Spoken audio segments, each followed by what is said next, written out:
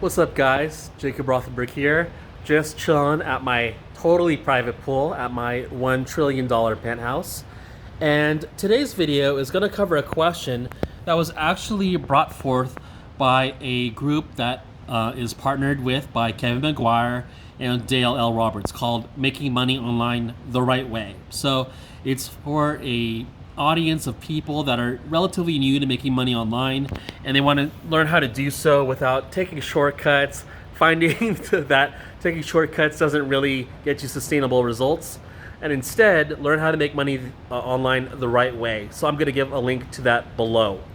So check it out. There's already people that are doing really well with making money online, and we're here to help you out for free.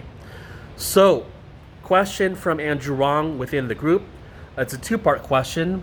Question number one was, Jacob, I'm currently doing no content journals and low content books. I am seeing a drop this year with journals in particular. What can I do to make more money? So Andrew, there's two things you can do. And let me first identify why people are making less money with journals.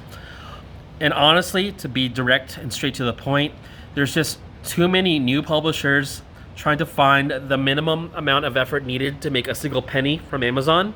So if you have a journal that was doing well, people are copycatting journal ideas and keywords for journals, and you're going to have to compete against literally 50 to 100 new journals for your own keyword that you were originally doing well with. So that's definitely going to cause a drop in income overall. What I would recommend to you is you're just probably going to have to keep publishing new books, ideally for keywords that are not very competitive but still bring in sales.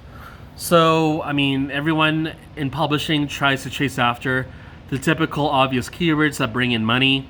You're going to have to do some extensive research and find maybe some more obscure keywords that don't have a lot of competition but still bring in some sales. Maybe not to a magnificent degree as like a gratitude journal, but if you can find another niche or another keyword that can be journaled, you can still monetize that and make some good money, arguably more money than entering a very crowded environment and just being one of 500 different journals.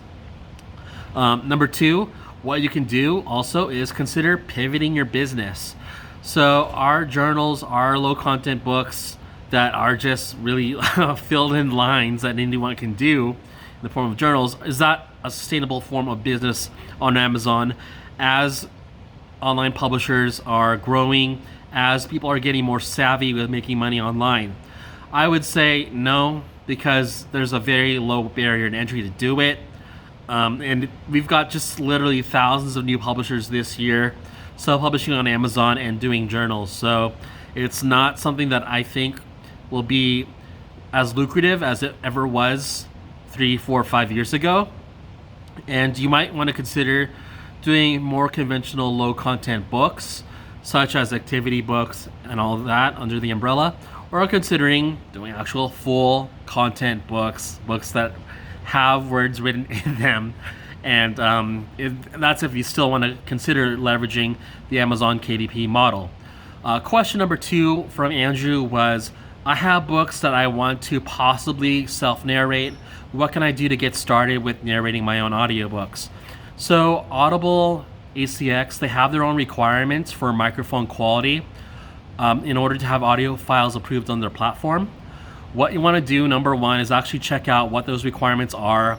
I don't have everything memorized, but basically the minimum you want to start out with is owning a Yeti microphone. I think it's a Yeti Blue microphone. That's what I use for my videos when I'm on my PC. And what's also really important is not to be in a room that causes echo. So if you're in a big empty room with no furniture, sound bounces around, and that can cause an echo. That will cause problems with getting your file approved. And you also want to use a pop filter. So it's that little rod and circle filter attached to a microphone that helps just emit sound better. And there's other requirements too, like tremble and such. I'm not an audio engineer, so I'm not going to pretend to be an expert on that. But just check out ACX requirements on voice for your microphone. So guys, if you have any other questions, whether it's publishing, make money online, how to be as awesome as me, not really, hit me up either on Facebook or in the comments below, and I'll be sure to answer your questions. So until then guys, see you later. Take care.